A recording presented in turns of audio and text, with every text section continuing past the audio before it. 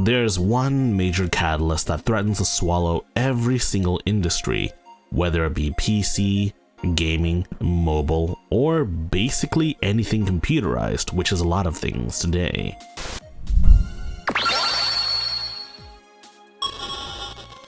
But before that though, if you like this video or any other videos on my channel, please like, subscribe, and share with all of your friends.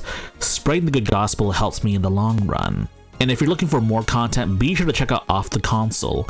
It's a podcast started by me, Gardner Bryant, and Games Revealed. And of course, we talk about the latest gaming news and, well, actually not just gaming, but also multimedia as well. Feel free to check us out on YouTube in video form, or if you prefer an audio form, you can check us out on Apple Podcasts, Spotify, or wherever apps you use for your podcasts. Episodes typically release on Mondays. I am, of course, talking about the big RAM crisis. Back in October, OpenAI signed a deal with both SK Hynix and Samsung to effectively consume 40% of all DRAM production. This is a big deal because OpenAI is, of course, using all of this for, you guessed it, AI. What we know for certain is that at some point in the early 21st century, all of mankind was united in celebration. We marveled at our own magnificence as we gave birth to AI. AI has some genuinely good uses, especially in the medical field, but it seems AI has caused more problems than it's actually solved. Of course, we could talk about how AI is taking our jobs, or AI generated art looks terrible, or how AI generated anime or AI generated anime English dubs are terrible, but I want to talk about the cost of AI for people that aren't even using AI. Your electricity bills have gone up because more electricity is being allocated to those massive AI data centers. Fresh water supplies are being allocated to AI because they need to cool their massive data centers. And now, the price of RAM has gone up thanks to AI hogging all of the memory. Now, I'm sure you've seen the headlines, RAM more expensive than PlayStation 5. And yes, that's totally insane. This would have never happened in the past. Even when RAM has gone up in price, it's never gone up this high. It already got really bad when OpenAI made a deal with two of the biggest RAM manufacturers in the world. But it's gotten even worse now that the third biggest player, Micron, has decided to exit the consumer-facing market. You may have not seen very many Micron products on Amazon, but I'm sure you've seen their sub-brand Crucial. Under their Crucial brand, they've sold many SSDs and RAM. And truth be told, most of the SODIMM memory upgrades you can find on the internet for laptops that still have SODIMM memory come from Crucial. And if you want my personal opinion on Crucial products, they're pretty good products. I have a few Crucial products in my NASes as well as my own computer. The problem is they're not going to make more Crucial SSDs or memory for the consumer-facing market anymore. Crucial as a brand is dead, but of course they will be selling to businesses, their actual primary customer. Now, Micron claims they're making a hard decision, but we all know the real reason why they're making this decision. We're not just doing this for money. We're doing it for a shitload of money. These AI companies want to buy up all of the RAM for one purpose: to have the perfect AI data center. Yes, it's because of this that you can't buy RAM at an affordable price anymore. But this RAM crisis also affects another major aspect of PC gaming: your graphics cards. See, your graphics cards come with their own bank of video memory. Generally, they tend to be faster than the standard RAM you stick in your computer. But it's all the same. It's all RAM modules, and yes, because of this, GPU prices are about to go up once again.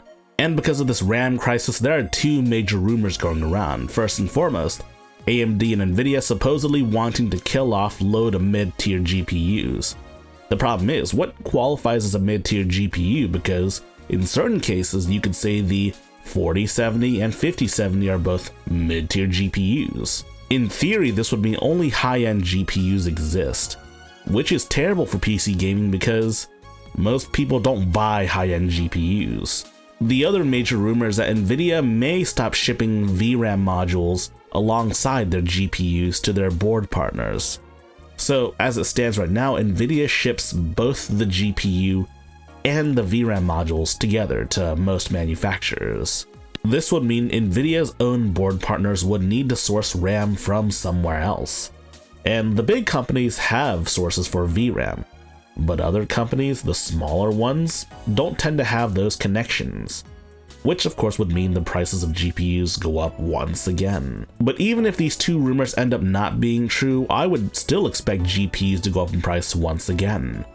I have no faith that Nvidia will make graphics cards affordable again, since they no longer call themselves a gaming company. And of course, as per usual, AMD doesn't really help the situation out either. So as it stands now, console gaming is unfortunately the way more affordable solution, even with things like online play being a subscription service. The big problem though is that this RAM crisis doesn't just affect gaming PCs. It also affects everything that uses RAM. And believe it or not, consoles use RAM. They've used RAM since the Atari days, and they will still continue to use RAM. I'm not too concerned about PS5 prices because, truth be told, anyone that wants a PS5 probably already has one at this point. But if another rumor is yet to be believed that this RAM crisis may persist towards 2028, then we might start to see issues with the PS6's prices. Now, of course, we don't know the exact spec for a PlayStation 6, but I would imagine there would be spec bumps all around, which would include, of course, better RAM at a higher capacity. And of course, if RAM is still expensive by the time the PS6 comes out, then I'm worried we're gonna see like $1,000 PlayStation 6. That would be horrible if that were true. Of course, this price crisis also affects Xbox and Nintendo, with there being rumors that Xbox may raise the prices of their existing Xboxes another time this generation. Which is crazy to me because Microsoft owns a portion of OpenAI, and OpenAI is the one that started this whole fiasco anyways. You would think that Microsoft would give them insider information, right? And of course, let's talk about the Steam Machine once again, because it's not a video without the Steam Machine. Now, as we know, there's no price announcement, but that is likely due to the fact that, well, the VRAM market's in flux. And with a product like this, it lives and dies by the price. And truth be told, I would hate to see a world where the Steam Machine is over $600. But of course, it's not just the fact that you can't buy devices that use a lot of RAM. It's also the fact that AI is raising the price of electricity. It's also reducing fresh water supply. There's also all sorts of legal and ethical issues with AI, and existing products, like Google's products, are all of a sudden just worse now thanks to their heavy integration with AI.